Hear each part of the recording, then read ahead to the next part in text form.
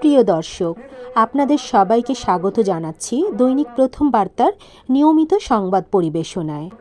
আমি আফসা পারভিন শুরু করছি আজকের অন্যতম গুরুত্বপূর্ণ সংবাদ দিয়ে।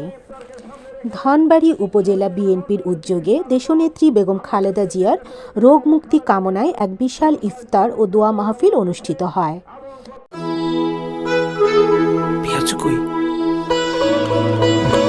এসিআই পিওর পেঁয়াজু মিক্স, ঝটপট তৈরি হবে মচমচে পেঁয়াজু, সুস্বাদু পেঁয়াজু হবে সহজেই। এসিআই পিওর পেঁয়াজু মিক্স।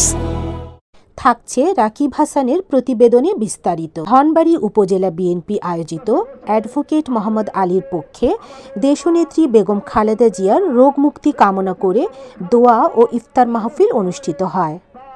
আজ 25শে মার্চ ধনবাড়ী সরকারি কলেজ মাঠ প্রাঙ্গণে এই অনুষ্ঠান অনুষ্ঠিত হয়। প্রধান অতিথি হিসেবে উপস্থিত ছিলেন অ্যাডভোকেট মোহাম্মদ আলী, জাতীয় নির্বাহী কমিটির সদস্য বিএনপি। উক্ত মাহফিলে সভাপতিত্ব করেন মোহাম্মদ আইন উদ্দিন, প্রধান সমন্বয়ক।